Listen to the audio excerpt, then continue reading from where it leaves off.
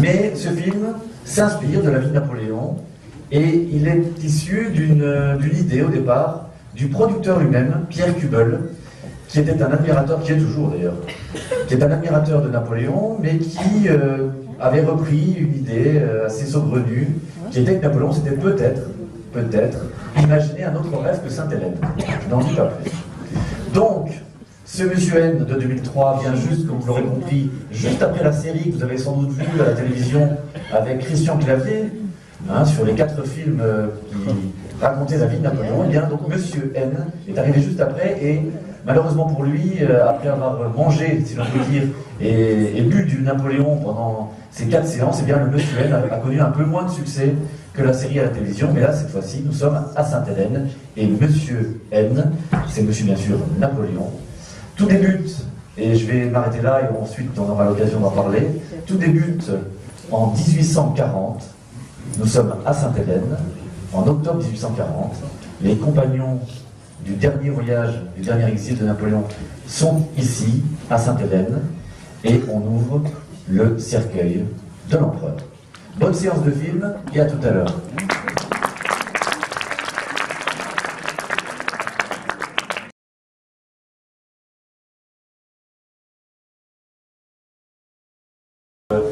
Les 2 ouvrages, Napoléon, donc Napoléon l'homme et l'empereur.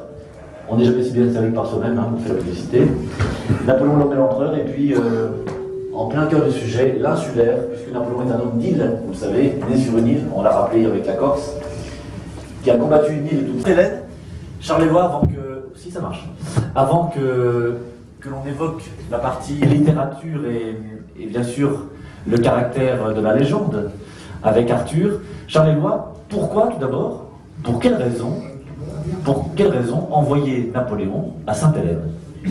Alors, non. Alors, c'est une très bonne question. Sans doute que Napoléon a dû se la poser lui-même pendant plusieurs années sur son île. Pourquoi m'a-t-on envoyé là-bas? Ah non. Ça fonctionne. Ah bon? Oui. Ah, non. Ah, si, c'est revenu. Alors pourquoi l'envoyer à Sainte-Hélène?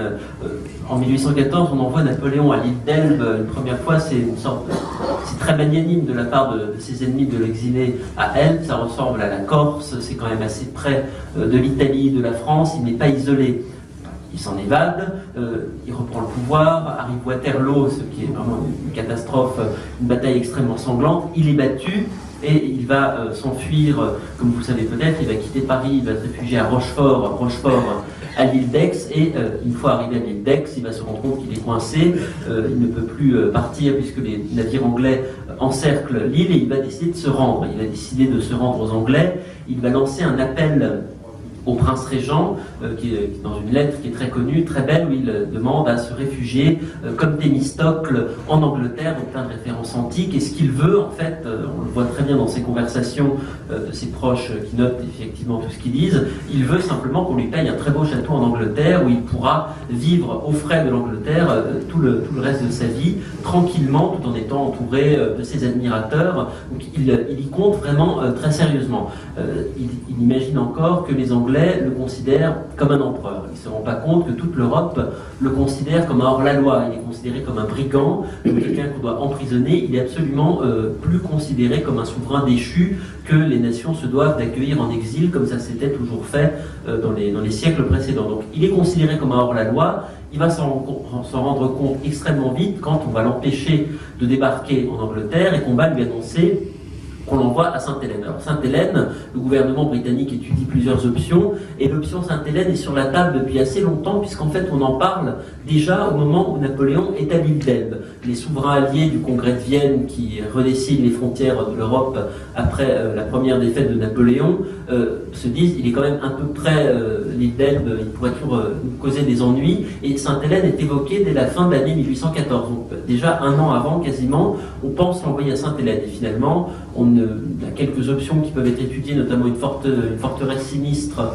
au nord de l'Écosse, où on songe éventuellement à l'envoyer. On songe peut-être également à le fusiller, à le faire passer par-dessus bord, je ne sais pas. Mais en tout cas, Sainte-Hélène apparaît comme une excellente option parce que c'est extrêmement loin. C'est vraiment une île perdue dans l'Atlantique Sud. Il faut 3 mois pour y aller en bateau depuis l'Europe, donc impossible d'entretenir des correspondances avec des partisans, avec sa famille. Donc on le coupe complètement de toute communication, on l'isole. C'est une île qui est naturellement fortifiée. Vous avez vu dans le film ces falaises immenses, c'est quasiment impossible de la prendre, c'est inexpugnable.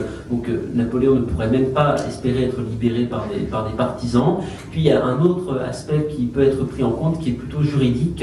Napoléon se considère comme un réfugié politique en Angleterre et il veut faire appel au droit anglais qui prend en compte les demandes d'asile politique et normalement, en arrivant, en posant le pied sur le sol anglais, il peut se réclamer donc, du droit d'habeas corpus et obtenir des privilèges de réfugiés politiques. Seulement, Sainte-Hélène n'est pas un territoire anglais, c'est une propriété privée de la Compagnie des Indes. La Compagnie des Indes, qui est une entreprise commerciale, et c'est une île qui n'appartient pas vraiment en droit anglais. Donc le droit anglais, il n'y a pas vraiment cours. Donc non seulement il est un hors-la-loi, il est placé en dehors de toute juridiction, c'est une juridiction exceptionnelle qui l'enferme, mais en plus, il est sur un terrain dans lequel les lois normales n'ont pas cours. Donc vraiment, il est complètement isolé, complètement coupé du reste du monde. Et voilà. Et donc, il se retrouve à Sainte-Hélène, et comme il l'évoque dans le film, alors le film est un scénario évidemment, mais toute cette partie que nous vous avons présentée est la plus historique, on va dire, la plus sérieuse. On en parlait d'ailleurs derrière vous, puisqu'on était derrière la salle. C'est vrai qu'il y a une particularité, c'est que la reconstitution est assez parfaite. Le cadre dans lequel ça se passe, alors ça a été tourné en Afrique du Sud, ça n'est pas tourné à Sainte-Hélène, mais comme le dit Napoléon, interprété, vous l'avez vu, par Philippe Torreton, qu'on avait déjà vu dans Capitaine Conan, comme il le dit, la dernière bataille, c'est la plus importante, et cette bataille, ça va être la légende. Alors, s'entourer de compagnons, c'est important, notamment avec Albine de Montelon, vous avez compris évidemment le sens de cette anecdote, mais pourquoi s'entourer également on va dire, d'évangélistes, puisqu'ils sont 4. On a vu Montelon, on a vu Gourgaud, le grand maréchal Bertrand, qui est un titre bien sûr de grand maréchal du palais, ce n'est pas un titre militaire, il est général Bertrand, et puis surtout on n'a pas vu Lascaz qui a déjà disparu de cette affaire, puisqu'il est déjà parti en Europe, mais avec sous le bras un texte formidable qui est le Mémorial de Sainte-Hélène. Voilà, donc le Mémorial de Sainte-Hélène qui a été écrit par Lascaz.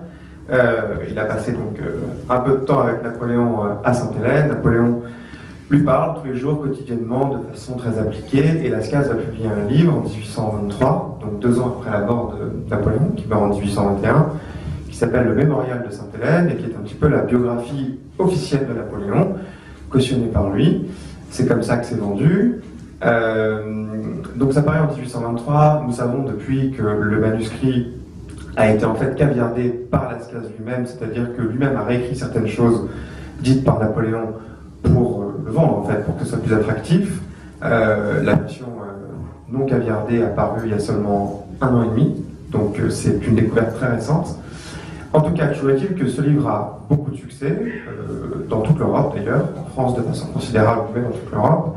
Et la particularité, si vous le lisez, si vous l'avez lu, c'est un livre qu'on trouve très facilement dans toutes les bonnes librairies encore aujourd'hui, car ça se vend très bien, c'est que Napoléon réécrit parfaitement son histoire avec un angle très précis qui est « j'ai voulu libérer les peuples d'une oppression qui était celle des vieilles monarchies d'Europe, qui étaient archaïques, qui étaient bigotes, qui étaient obsolètes en fait. Et j'ai voulu unifier l'Europe là-dessus. » Bon. Donc, la chose intéressante avec ce mémorial et l'image que Napoléon veut donner de lui, qui est évidemment pour le moins partial, puisqu'après tant de guerre, c'est bien facile de se présenter comme un libérateur, c'est qu'en fait, Napoléon renoue avec quelque chose dont il avait toujours eu l'intuition, dès la campagne d'Égypte, où il organisait déjà sa propagande avec beaucoup de raffinement via des journaux qu'il envoyait en France, et déjà des évangélistes qui écrivaient quotidiennement à côté de lui les récits de ses aventures, c'est-à-dire de sa légende déjà. C'est-à-dire que Napoléon veut se présenter comme, ce sont ses mots, un grand homme qui l'oppose au héros. Le grand homme dans les mots de Napoléon, c'est l'homme des Lumières, c'est-à-dire celui qui apporte la civilisation. Bon, c'est une logique évidemment colonialiste qui pourrait un peu nous choquer aujourd'hui. À l'époque, c'est un anachronisme d'en parler comme ça, donc ça va. Et en Égypte, il veut passer non seulement auprès des Français quand il lit ses aventures, mais auprès des Égyptiens, pour quelqu'un qui apporte les principes de la Révolution. il est lui-même un apôtre de la Révolution française. Et il fait exactement à Sainte-Hélène ce qu'il a fait à l'époque où il avait même pas les 25-26 ans. C'est-à-dire que voilà, il veut se présenter comme la personne qui n'a eu qu'un souci dans sa vie, porter la Révolution.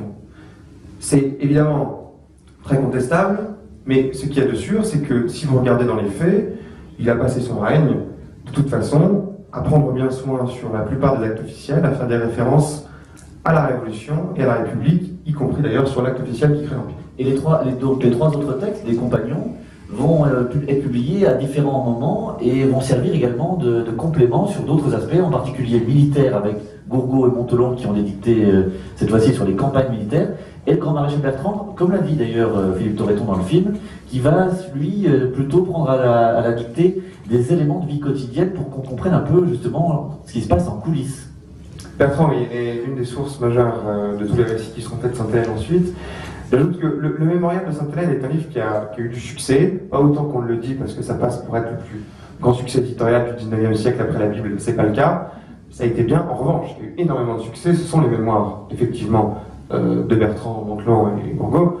Bertrand, c'est le best-seller, et ça a de 1800, c'est quoi la date de parution exacte? Ah, c'est tardif, c'est avec Florian Delangle, donc c'est plutôt des années 30. Oui, c'est ça. Donc de 1830 à 1860, dans les librairies en France, vous avez des mémoires des collaborateurs de l'empereur de son vivant, mais aussi évidemment de ses évangélistes, qui se vendent à des milliers et des milliers d'exemplaires. Et le texte définitif de Bertrand, c'est seulement dans les années 1950 seulement, qui sera publié, donc au XXe siècle. Alors pour parler aussi de ce film et pour comprendre un peu dans quelles conditions ça se passe, parce que évidemment, comme l'a dit très bien, l'a justement dit Arthur, c'est que la légende va s'emparer de cette opération, et vous connaissez tous Napoléon est mort à Sainte-Hélène, son fils Léon lui a crevé le bidon, et là cette légende, qui est humoristique, mais il y a d'autres éléments de légende, que peut-on justement en comprendre, et à partir de quelles sources, quelles archives? Avec Charles Hellon, on a la chance d'avoir un conservateur de la Bibliothèque nationale qui est lui-même archiviste et qui avait fait l'école des chartes. Donc, Charles Hellon, à partir de quelles sources peut-on justement comprendre ce qui relève du vrai et du faux dans cette histoire? Alors, il y a les témoignages des évangélistes qui sont plus ou moins sincères et plus ou moins retravaillés en fonction un peu de l'objectif de leur auteur, puisque par exemple Bertrand écrivait pour lui-même, il songeait pas à une publication ultérieure, pas forcément, il écrivait en plus dans une sorte de langage chiffré qu'il était quasiment le seul à comprendre, donc lui a une écriture qui est extrêmement sincère et son manuscrit est paru très tardivement et c'est un des plus touchants finalement, des plus réalistes.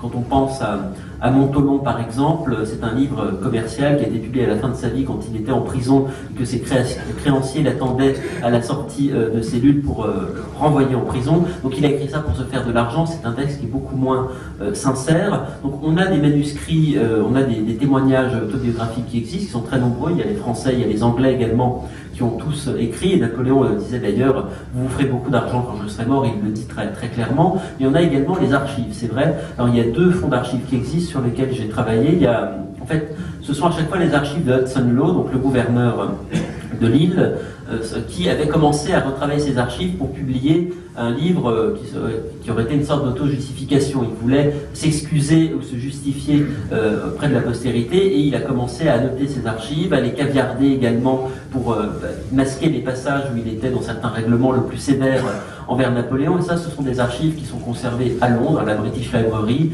qui sont assez connues, et le reste d'archives que j'ai eu la chance de découvrir, qui sont à la Bibliothèque nationale, qui ont été achetées à peu près au moment du retour des cendres par Louis-Philippe, qui devait se dire, je vais faire revenir Napoléon, je vais faire écrire une histoire de l'exil de Napoléon au même moment. Donc il a fait acheter une grosse partie des archives de l'exil qui sont restées sur des étagères pendant presque 200 ans, et personne ne les avait jamais consultées avant que je prenne mon poste il y a 5 ou 6 ans, parce que à la Bibliothèque nationale, il y a surtout des littéraires et pas souvent des historiens qui travaillent. Donc je me suis penché dessus, et il y a tous les éléments de vie quotidienne qui recoupent ce que l'on retrouve dans les mémoires. On a par exemple des considérations très claires chez Bertrand dans son journal sur les problèmes financiers posés par l'exil, parce que ça coûte très cher au gouvernement anglais. Il y a des problèmes de ravitaillement parce que c'est loin, et ça, ce sont des choses que l'on retrouve également dans les factures. Il y a par exemple des factures pour de la viande, mais la viande, il faut la faire venir du Brésil en bateau, ça prend des mois, donc on fait venir le bétail vivant, c'est extrêmement compliqué, surtout que Napoléon n'en veut pas parce que la viande n'est pas assez bonne, donc ça coûte extrêmement cher. Il y a des factures d'alcool qui sont assez démentielles. Je crois que quand Gourgaud quitte sa Longwood, qu'il rentre en France en 1818, qu'on vide sa chambre, on va retrouver 800 bouteilles d'alcool vides. Donc vraiment, on s'ennuyait, donc on picolait sec. Donc ça coûte également très cher. Il y a également tout ce qui concerne les rapports de santé de Napoléon. On voit le docteur O'Meara dans le film qui se dispute avec Hudson Law et qui envoie des rapports à Lord Bathurst en Angleterre pour surveiller également le gouverneur. Ça, c'est très réaliste. Et l'on retrouve ces rapports dans les papiers du gouverneur qui permettent de suivre vraiment au jour le jour l'évolution de la santé de Napoléon, et on a finalement une chronologie de l'évolution de sa maladie qui est un peu différente de celle que l'on connaissait. Donc on a beaucoup d'archives, on a également des archives concernant les patrouilles, la surveillance qui était vraiment incroyable. Il y avait 3000 hommes pour surveiller un seul empereur, des travaux en permanence pour construire de nouvelles fortifications, de nouvelles forteresses, installer encore plus de canons, alors qu'ils ne pouvaient absolument pas s'évader du plein milieu de l'océan. Donc on a ces archives qui sont passionnantes, que j'ai essayé d'exploiter, mais surtout, maintenant elles sont librement consultables sur Internet. Je pense que n'importe qui pourrait vouloir revenir sur l'exil de Napoléon n'a qu'à aller sur Gallica, la bibliothèque numérique de la BNF, et vous avez absolument tout l'exil qui se déroule devant vos yeux. Et évidemment, il faut pouvoir lire l'anglais de l'époque et le déchiffrer, c'est un peu le problème. Alors, dernier élément, et puis ensuite nous allons vous laisser la parole pour poser quelques questions sur ce film et puis sur le contexte général de cet épisode hellénien. Arthur, après donc les archives, après également ces ouvrages qui ont été publiés, il y a un phénomène qui va s'emparer également de Napoléon, Charles Leroy l'a évoqué, c'est ce qui va se passer après le retour de Napoléon de Sainte-Hélène. Vous l'avez vu dans le film au tout début, les compagnons d'exil, une partie du moins de ses compagnons se retrouvent à Sainte-Hélène quasiment jour pour jour, 25 ans après, en 1840, le 15 octobre 1840, ils arrivent à bord d'un navire qui s'appelle la Belle Poule, qui est dirigé par le propre fils de Louis-Philippe, le prince de Joinville. Et Joinville a pour consigne d'aller chercher, parce qu'on a eu l'autorisation par les Britanniques et la reine Victoria, d'aller chercher le corps. Et donc c'est ce qu'on appelle le retour des cendres. Alors bien sûr, il n'est pas incinéré, c'est le terme générique, le terme cendre. Et les cendres vont revenir à Paris pour le 15 octobre 1840. Vous avez eu d'ailleurs une scène dans la cour d'honneur des Invalides, qui s'est d'ailleurs tourné, ça c'est une petite anecdote, le film a été tourné en plein mois d'août. Il faisait une chaleur terrible et il a fallu faire de la neige artificielle. Je vous laisse imaginer, ce n'est pas Courchevel, mais c'est à peu près la même chose.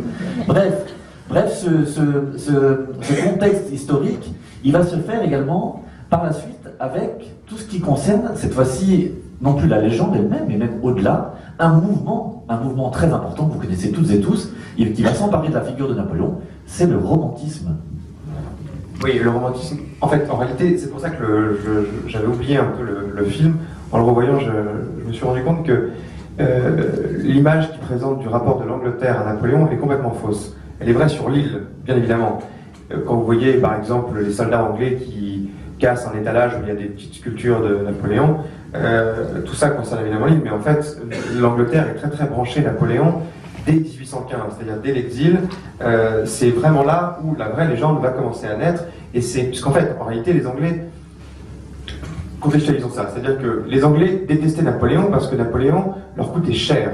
Ça a créé un déséquilibre dans leur balance commerciale, c'était pas prévu comme ça, il leur faisait un blocus, ça a créé un bazar dans leurs calculs. Mais, politiquement parlant, la Révolution française est excessivement proche des idées politiques de l'Angleterre à cette époque-là, puisqu'en 1780, dans les années 1780 en Angleterre, c'est une monarchie constitutionnelle. Donc ça leur va très bien, une révolution plutôt civilisée, si je puis dire. Donc en fait, Napoléon s'étant toujours revendiqué de la Révolution, les Anglais n'ont pas de problème politique avec lui, réellement pas. Et donc dès 1815, alors qu'en France tout est interdit, en Angleterre tout est autorisé. Il y a des tonnes de pièces de théâtre qui sont jouées, des tonnes de livres qui sont publiés, et pas seulement pour le caricaturer.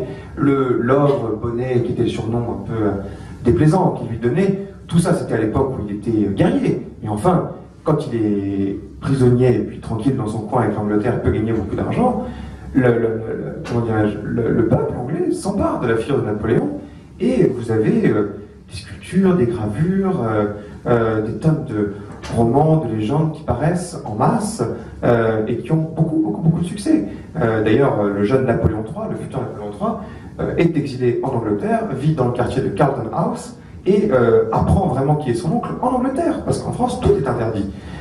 Donc, le romantisme commence en Angleterre, de façon très folklorique. En cela d'ailleurs bien anglais. Et dès le retour des cendres, c'est d'ailleurs l'idée de Victor Hugo, le rachat des manuscrits pour Louis-Philippe. qui a motivé Louis-Philippe pour faire tout ça, dès le retour des cendres. Vous avez, alors c'est Victor Hugo qui immortalise tout ça, vous pouvez lire ça dans Chose vue, qui est son journal intime, où il décrit la scène qu'on a vue du retour des cendres, ça fait 35 pages, c'est une chose inouïe, et je crois d'ailleurs qu'on n'a pas vu de cérémonie comme ça en France depuis, c'est sans égal. Mis à part Johnny Hallyday depuis. Mis à part Johnny Hallyday, exactement, c'est vrai. Et j'en tué quand même, faut se tuer quand même. On a les idoles qu'on mérite, c'est comme ça. Et donc, du coup, la légende commence. Et alors attention, il ne faut pas confondre, la légende napoléonienne, elle ne se construit pas comme la légende des rois en France. C'est-à-dire que les rois en France, on en parle de façon, c'est de la martyrologie, quoi. C'est les pauvres. C'est triste. Napoléon, pas du tout. C'est un culte guerrier, martial. Vous savez déjà, ou si vous ne l'avez pas fait, faites-le, allez aux Invalides. La particularité des Invalides, c'est que par exemple, les seules personnes qui peuvent rentrer gratuitement, à part les gens qui travaillent, ce sont les militaires de toutes les nationalités. Donc tout est dit. C'est-à-dire que voilà, c'est effectivement quelque chose dont tout l'environnement est soldatesque. Et puis ensuite, il y a la partie politique qui va s'en emparer, à partir du retour des cendres, mais même déjà un peu avant, tu l'as évoqué, c'est effectivement le retour de l'idée napoléonienne, voilà. En particulier avec Louis-Napoléon Bonaparte. Exactement. Au moment de l'avènement de Louis-Napoléon Bonaparte, c'est-à-dire de son élection à la présidence de la République en 1848, il fait campagne en essayant évidemment de tirer un maximum de bénéfices des révoltes populaires qui ont lieu à la fin du règne de Louis-Philippe contre l'autoritarisme et le régime liberticide de Louis-Philippe.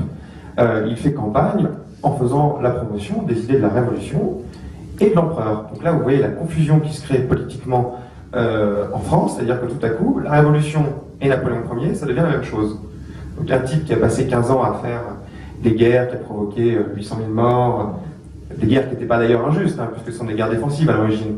Mais enfin, tout à coup, une confusion mentale se crée, et politiquement, effectivement, Napoléon, boum, incarne la Révolution. Et d'ailleurs, vos enfants à l'école apprennent un chapitre qui s'appelle La Révolution et l'Empire. Ça vient de là.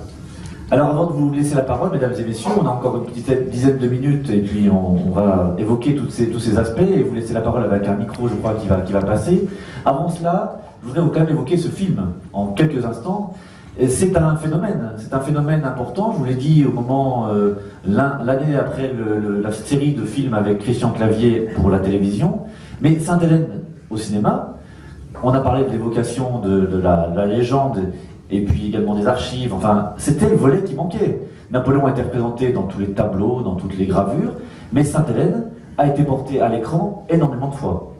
C'est déjà le cas du temps quasiment des Frères Lumière, puisque une première série de films apparaissent au tournant du siècle, vers 1890-1900, donc au tout début du cinématographe, vous savez qu'il existe depuis 1895, et bien en 1897, de premières scènes apparaissent bien sûr en muet, avec Napoléon à Sainte-Hélène. C'est une petite scène où on voit bien sûr la mort de Napoléon, qui est une reprise d'un tableau célèbre de cette époque, qui était dans toutes les familles quasiment, un tableau de Steuben, et le cinéma, tout simplement, mettait en scène, comme au théâtre, avec bien sûr la main sur le cœur, et on était au temps de Sarah Bernard, donc sans le son, on comprenait ce qui s'y passait. Ensuite, il y a un certain nombre de films qui vont se faire en Italie, notamment dans les années 40, Santa Elena Piccola Isola qui se fait en 1943 par Simoni, et auparavant, il y a un film, avant celui-ci, qui est assez célèbre, qui est encore en film muet. Alors bien sûr, après, vous aurez Sacha Guitry qui va s'emparer aussi pour une partie dans son Napoléon avec Raymond Pellegrin qui va faire la scène de Sainte-Hélène, où c'est d'ailleurs un comédien que vous connaissez toutes et tous qui joue Montholon, qui est Jean Marais.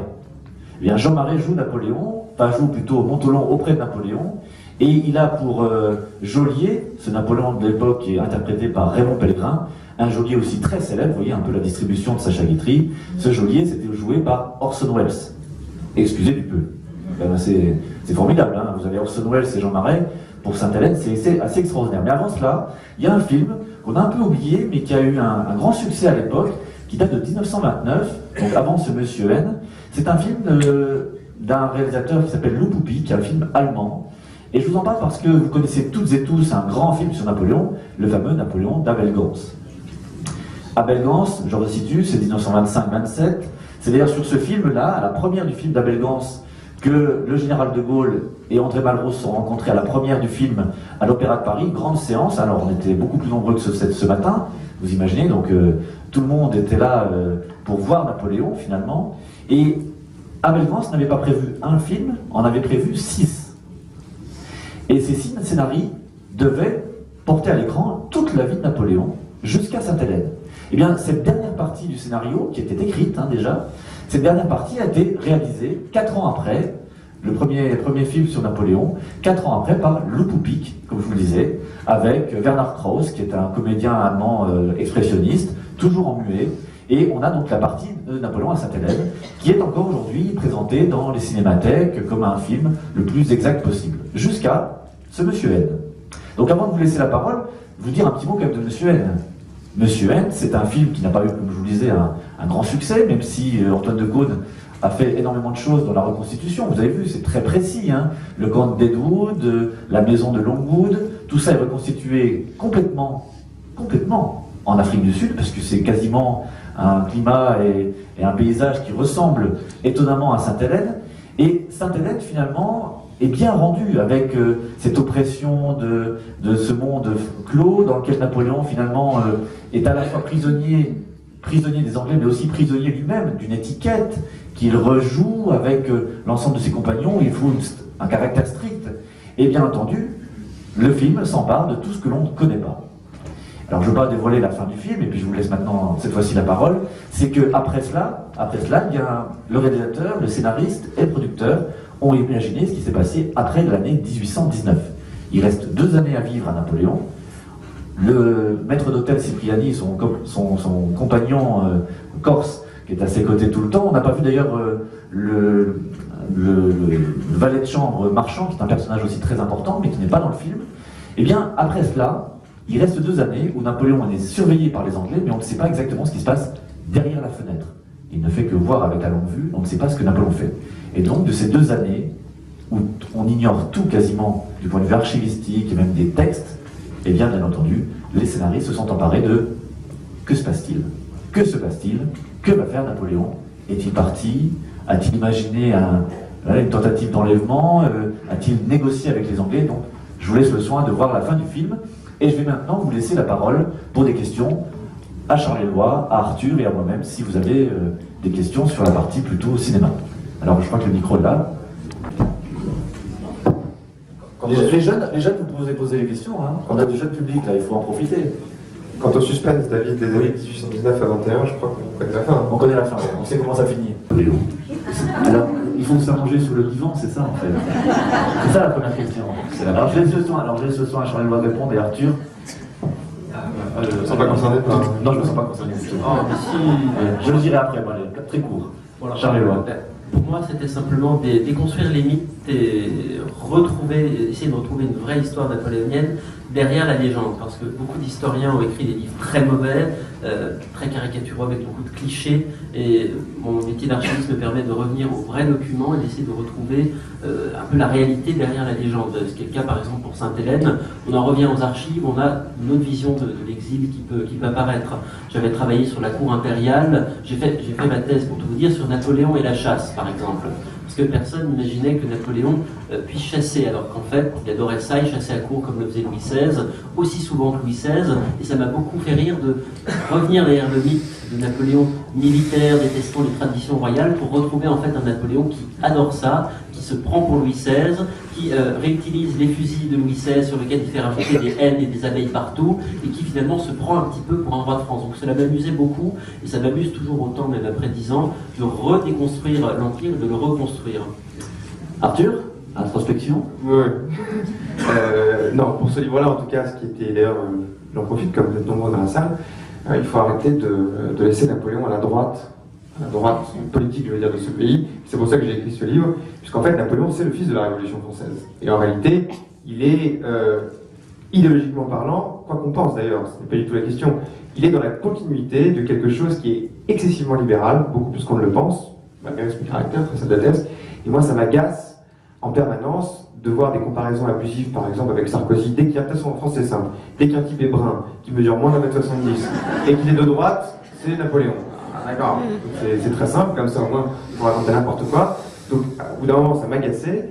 Et donc, à la fin, j'ai voulu un peu revenir, dans ce livre-là et d'autres, aux origines de cette personne, qui est née à Ajaccio, qui vient d'une famille qui n'a pas d'argent, qui s'est battu pour tout avoir et qui a profité de non seulement l'événement Révolution française, mais aussi de tous les principes portés par la Révolution. Effectivement, il a prouvé que l'individualisme, parfois, ça crée aussi des réussites personnelles contre le destin. Donc c'était pour le restituer un peu dans cette logique-là. Alors pour répondre encore à votre question, et puis on va passer à des choses un peu plus sérieuses, hein, on n'est pas chez le docteur Freud ici, mais pour vous dire tout simplement, par le texte et l'image, pour répondre à votre question, par le texte et l'image, j'ai commencé moi par la lecture tout simplement de Victor Hugo, et puis d'un autre texte qu'on n'a pas cité ici, qui était important, puisque Napoléon avait demandé à ce que ce caractère des batailles, des campagnes militaires soit également porté et publié en France, et il avait confié cette mission avant de partir à Sainte-Hélène, sans savoir d'ailleurs où il allait, à un général que vous connaissez évidemment, qui est le général Marbeau.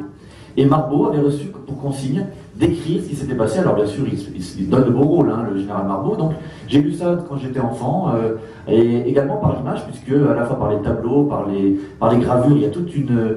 Il faut trouver ce qui est caché derrière toutes ces représentations. Et le cinéma, parce que ce Napoléon d'Abelgance en particulier m'avait énormément frappé. Et je trouve que derrière ce cinéma, il y a aussi une part de vérité qu'il faut découvrir.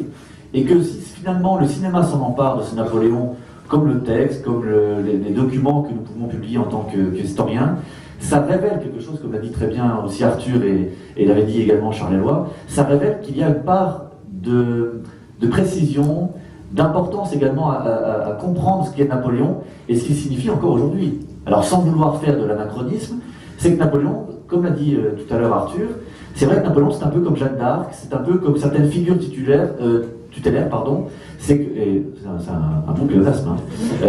C'est évidemment, il est titulaire. Hein. Il est titulaire, il est en premier lieu. Et pourquoi cet homme qui était né quasiment de nulle part, hein, vous savez que sur les réseaux sociaux en ce moment on fait qu'étais-je 10 ans auparavant. En 1793, il quitte l'île d'Ajaccio avec sa famille. 11 ans après, c'est presque 10 ans. 11 ans après, il est empereur de quasiment tout l'Occident, donc l'équivalent de Charlemagne. Et 10 ans après, il a quasiment tout perdu. Comment se fait-il que cet homme, qui apporte un prénom d'Amoulio, on l'a entendu tout à l'heure, un prénom corse, soit le français le plus connu dans le monde? C'est ça qu'il faut se poser comme question. Comment se fait-il qu'il vous passionne, parce que vous êtes venus nombreux, pas uniquement pour le cinéma et pas uniquement pour notre introspection de ce matin, mais c'est aussi parce que, tout simplement, il évoque quelque chose. Il évoque un esprit français. Il évoque également, auprès de grands industriels du temps, on parle toujours du Napoléon du cinéma, du Napoléon de l'industrie, du Napoléon de la politique, comme l'a dit Arthur, et Charles Éloi avait dans cet esprit-là également, c'est que derrière cela, ça signifie quelque chose. Et cette signification, elle est non seulement politique, mais également sociologique, hein, sans vouloir donner de vilains mots. Et donc, on va bientôt terminer là-dessus, on va poser une dernière question si vous le voulez bien, mais c'est ça qu'il faut se poser comme question. Pourquoi Napoléon nous parle encore aujourd'hui, et que nous dit-il au-delà de tout ce qui est scories qui sont posées sur sa figure et sa belle statue que nous connaissons aujourd'hui. Oui, c'est la restauration. Hein,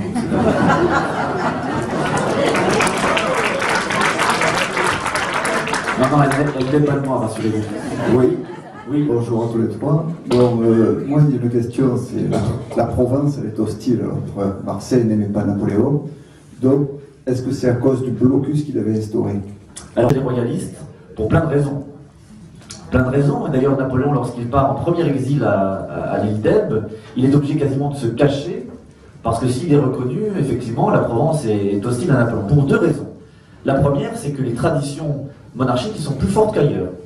Alors que l'Est de la France, disons les choses comme elles sont, au moment des premières élections, est très favorable à la République. Et c'est pour cette raison d'ailleurs qu'à Paris, là j'en parle en toute connaissance de cause, la première place a porté un nom de département, c'est la place des Vosges, parce que les Vosges étaient le premier département qui avait payé l'impôt en 1800. Donc ce qui signifie que toute cette est de la France était plutôt favorable aux idées. La Bretagne est à part, hein, on la laisse tout de suite à part, puisque la Bretagne est bretonne. Hein, mais pour le reste, le Sud, la Provence en particulier, s'y intéresse énormément à ce caractère de, pas de contre-révolution, mais d'une monarchie stable, et qui permettent justement d'un retour possible. C'est pour ça que Toulon, d'ailleurs, va tomber assez rapidement aux mains des Anglais au moment de la Révolution, parce que Toulon souhaite un retour à la monarchie. Et puis pour finir dans cet aspect, c'est qu'il y a un caractère économique, évidemment, qui est à prendre en considération. Et qu'avec le blocus continental en particulier, Marseille, vous avez cité Marseille, mais également les ports français vont avoir un discrédit très important dans le commerce international et surtout vont subir ce blocus continental qui va mettre à terme à ce commerce qui a été mis en place depuis la fin du XVIIe siècle. Et donc Napoléon va être vraiment honni par ses ports et par notamment donc, la Provence de cette époque. Et également à Nîmes, puisque à Nîmes on produit pas mal de tissus, de textiles à l'époque, et l'industrie textile est complètement ruinée par le blocus continental. Et je me souviens d'avoir vu il n'y a pas très longtemps dans des rapports administratifs de l'époque que, effectivement, ici, à Nîmes, Napoléon est extrêmement impopulaire à la fin de l'Empire, parce que les gens n'ont plus un rond. Les seuls qui peuvent encore un petit peu commander, ce sont les Américains. Les Américains sont très loin. La moitié du temps, les Anglais coulent de toute façon les bateaux. Donc les ouvriers sont forcés d'accepter de travailler avec une diminution de leur salaire de 25%. Il n'y a tellement plus d'argent à Nîmes à la fin de l'Empire que même la maison carrée est sur le point de s'écrouler, dit-on. Alors avant de vous laisser, donc je vous rappelle les deux intervenants, donc on vous laisse. Oui, Arthur. Christian Jérôme a fait signe, Oui, nous avons le temps. Nous avons le temps, encore 2 minutes. Questions. 2 minutes. Alors 2 minutes. Et on va pas à parler. Mais... 5 minutes, allez, alors vraiment. Mais avant de vous laisser, vous laisser le temps de prendre ce temps du déjeuner, donc je vous rappelle quand même Napoléon à Sainte-Hélène, de Charles-Édouard Vial, chez Perrin BNF Éditions, l'ouvrage d'Arthur, donc Napoléon sans Bonaparte, où vous avez toute une série d'analyses et de regards assez neufs, comme d'ailleurs l'a fait Charles-Édouard sur les archives. Là, cette fois-ci, Arthur s'intéresse à la figure de Napoléon sans Bonaparte, c'est le titre exactement aux éditions du Cerf, et qui nous permettent de comprendre un petit peu comment cette figure a pu être portée et comment ensuite les choses se sont un peu déviées. On voit un regard sur le bonapartisme d'ailleurs qui est assez neuf et qu'Arthur nous offre dans cet ouvrage. Et puis je vous le disais, donc l'insulaire et Napoléon, Napoléon donc aux éditions L'Imprévu, donc l'insulaire, oui, donc les 9 vies de Napoléon. J'en parle aussi avec mon éditeur qui est à côté, hein, puisque Arthur il a une double cassette aujourd'hui. Et puis donc L'Homme et l'Empereur, Napoléon l'Homme et l'Empereur, que vous pouvez donc retrouver dans ces signatures de cette très belle festival, très beau festival de la biographie. Je remercie d'ailleurs les organisateurs, en particulier Christian Giraud, le maire adjoint à la culture de Nîmes. Et mesdames et messieurs, je vous souhaite à toutes et à tous un très bon dimanche avec l'histoire et bien sûr, vive l'empereur. Vive l'empereur!